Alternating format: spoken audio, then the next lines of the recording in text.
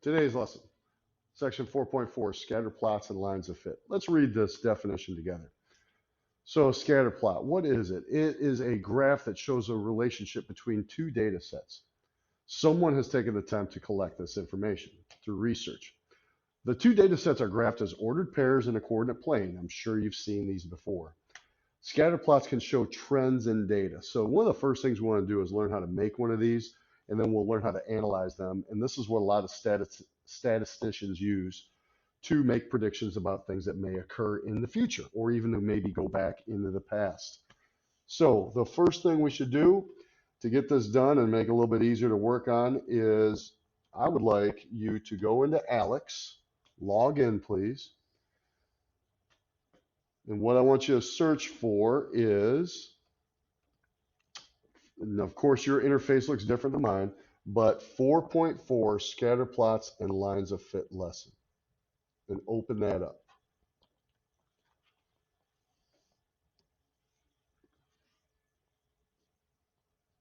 Okay, so let's go ahead and start this.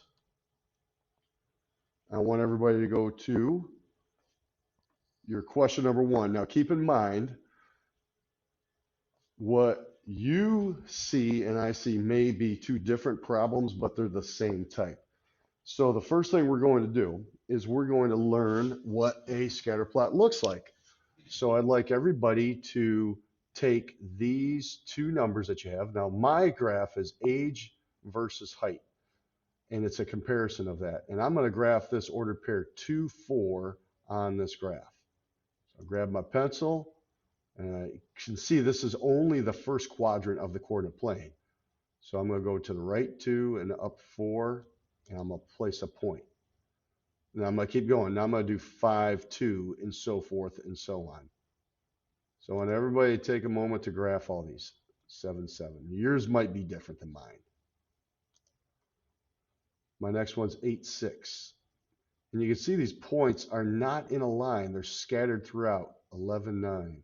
And that's why it's called a scatter plot. So this is our first objective, 12, 11, is to create a scatter plot. And then 13, 14. So I've got mine done, and I want you to take a look at this. And notice what the titles tell you as well. So down here on the x-axis, it's the age in years, and over here it's the height in meters. And does it not look like on mine, or you'll look at your own, but these points seem to be kind of going uphill, right? Like if I were if this was almost a line, it looked like it'd be a positive slope. All right, so what I'd like everybody to do is I want you to try a couple of those, okay? So I want you to do number 1, I want you to check it, and it'll tell you if you're doing it correctly or not. So I can see mine's correct. Then I want you to go to number 2, and it'll be a different situation. And then check that. And then I want you to go to number 3, and that will be a new type of a problem. So I'm going to go back to the lesson.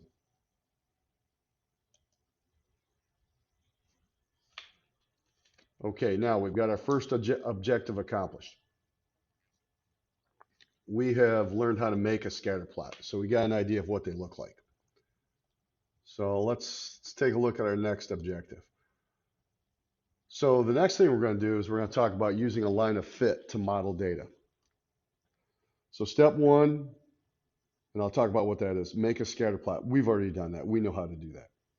Step 2, you got to decide whether the data can be modeled by a line or not. So if the points seem to go in the same direction and they're not scattered all throughout the coordinate plane, I think we could try to draw a line that goes through the center of those points. And that line can help us make predictions about things in the future or the past for data that we do not have. So step 3 says draw a line that appears to fit the data closely. There should be approximately as many points above the line as below it, and they should be scattered evenly throughout. Step number 4 is what we're going to do afterwards. So let's go to Alex again. Now everybody should be on question number 3. So let's read these instructions. It says the data points on the scatter plot below show For mine, this may be different than yours, the amount of time spent watching television and the amount of time spent doing homework last week by each of 21 high school students. So that's the data sets. Okay, you've got time people spent watching TV in hours and time spent doing homework in hours. Someone collected this data. This says draw the line of best fit for these data points. And in parentheses, it says it doesn't have to be the exact line of best fit, just do your best approximation. So what I'm going to do is I'm going to show you what a good line of fit would be. So I'm looking at these points and I'm seeing that they're going downhill from left to right. So I want to draw a line with a negative slope. Now what I don't want to do is draw a line like that. That's not even going through hardly any points. So that's no good. I don't want to do that. So instead, I think, what if I drew a line like this? What do you think? Yeah, I don't think that's good either. I don't think it's really following the slope of those points. So let's try this again. What I'm going to try to do is go right through the center of these points. So I think maybe I'll get a point here and maybe a point like right there. Now check that line out. I'm thinking I've got about an equal amount of points above the line and below it, and they're kind of scattered throughout evenly on both sides. Let me check this. All right, it says it's correct. So I'd like everybody to do question 3, and I want you to try question 4. Let's see if question 5 does the same thing. Yeah, do question 5. Do question 6, so you're going to get a lot of practice on this. And then question 7 is going to be something different. So you should be done with that. Let's go back to the lesson and let's talk about step number 4. So this says write an equation using 2 points on the line. The points do not have to represent actual data points, but they must lie on it. So we might be getting to that here soon, but I do want to touch on this. What are the types of correlations that exist? Did you see these when you made your lines of best fit? Like a positive correlation would be something that goes uphill from left to right. Negative goes downhill. This one here, no correlation. You wouldn't even write or draw a line like that, okay? You wouldn't even do that. So let's kind of cross that out. This doesn't look good. If you have no correlation, scratch that out. That means that you can't make any predictions. You can't even write the equation of that line. So don't even attempt to do it. I don't know if you saw any of those when you were doing your data sets. All right, let's try some of these things. Let's go back to Alex and let's see if we can figure this out. So we'll check out my question number 7 first. It says the scatter plot shows the weight and fuel efficiency for 21 vehicles. So there's the 2 data sets. Weight is on the x-axis in pounds, fuel efficiency, miles per gallon on the y-axis. Also shown is the line of best fit. All right, let's see if we can work this out and see what this is talking about. Part A, it says for these 21 vehicles, which are shown here with 21 X's, as the weight increases, the fuel economy or efficiency tends to do what? Okay, so as the weight increases, so what I'm going to look at here, everybody, is as I track out on the x-axis this way, what do you think is happening to the fuel efficiency over here? So I can see that my points start up there, and then the x's seem to go down as I go through there, don't they? So I'm thinking what I want to choose is that the fuel efficiency is decreasing.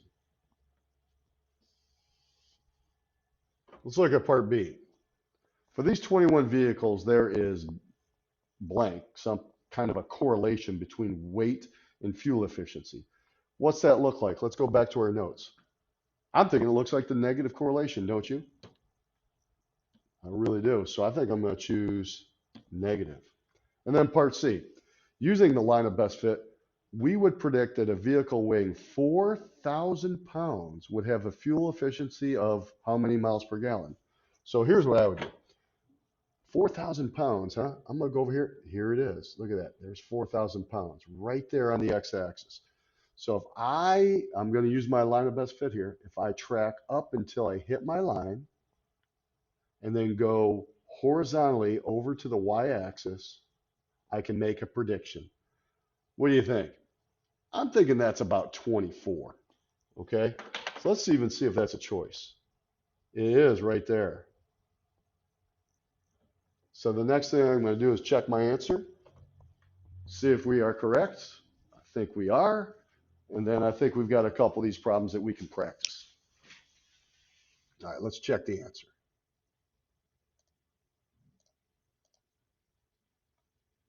All right, so we're correct. Go to number 8. Let's see what that's all about. And it's the same kind of a question, so I want everybody to do that. Okay, now let's see. The last two questions are going to be different. Let's go to question number 9. What's this all about? So this says the scatter plot shows, now once again, my problems may be different than yours, but it's the same type. The number of hours worked X, so that's on the X-axis, and the amount of money spent on entertainment, that's on the Y-axis in dollars, for 25 students. So there's 25 X's out here. So there's a line of best fit here, everybody, that's been provided for us. It says use the equation of line of best fit, and it gives us an equation for it. See this? Y equals 1.83x plus 11.34. So let's remember a couple things about this. You're going to use that equation to make predictions and answer these questions. So this 1.83 in my formula, that's the slope. Okay, do you remember that? And this 11.34 must be the y-intercept. And if you look at my graph, that does make sense. That is what that looks like. See that right there? So let's go to part A. It says, what is the predicted amount of money spent on entertainment for a student who doesn't work any hours? Okay, now, this says give exact answers. Don't round. That means that we don't want to use our graph. But if I were to use the graph, here's what I'd be looking at. I'm going to extend my line a little bit. Everybody see here's 0 hours right here? Go up to the line. It looks like it might be about $11, but we need to use this equation. So what I'm going to do is probably get my calculator running here, and I think I'm going to use that to answer this question. So let's give this just a second to get going, and I'll show you what we need to do. All right, so let's get rid of that, clear that out. Okay, so let's go back. It says you don't work any hours at all, right? So we need to figure this out. So my equation should be able to help me. Anybody got an idea? All right, so here's what we should have noticed. The numbers hours worked is on the x-axis. That means this x right there, we are going to substitute a number in there. So I'm thinking this equation, we are going to put the number of hours that we're working. And it says they don't work any hours. Now you go ahead and type that into your calculator if you really need to, but I'm thinking that this might be pretty easy to do because that's going to be 0. And you're going to get 11.34 as the answer for something like this. So I'm going to go ahead and type that in here.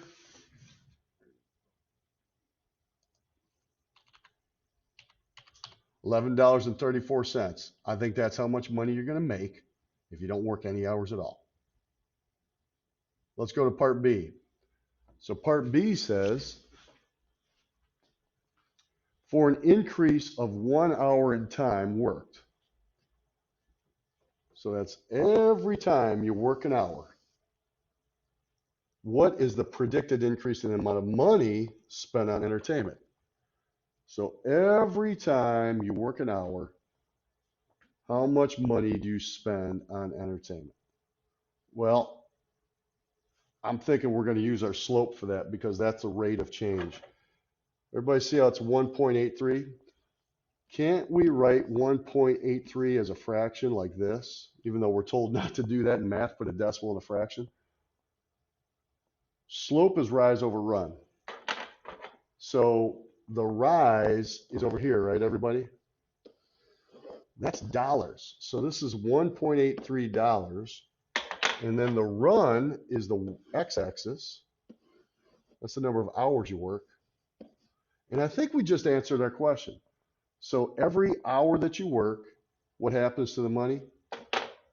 You're going to spend another $1.83. So this is really a question about the slope and being able to identify it. So I'm going to put in here, this is going to be $1.83. Okay, now the last thing we're going to do, I got to erase that stuff, of course. I'm running back and forth between my seat and the smart board, is part C. So bear with me here. What is the predicted amount of money spent on entertainment for a student who works 8 hours? Okay, I think this is just like part A. So I'm going to roll this up here a little bit. I'm going to go back to this equation, and I'm going to use it again. Okay, there's the amount of money. That's why. This is $1.83 for how many hours? 8, right? Put an 8 in place of the x plus 11.34. So basically this means that you're going to spend $11.34 no matter what. But every hour it's going to go up by $1.83. So let's calculate that. So I'm just typing this in my calculator. Here's what I got. $25.98. The money is $25.98. So I'm going to type that in. I'm going to click on the check button. And then I want you to practice the next problem as well. And that will be the end of today's lesson. So let's try this out here. $25.98. Check it. And there we go. We're correct. So number 10 should be similar to that, everybody. I want you to try that as well.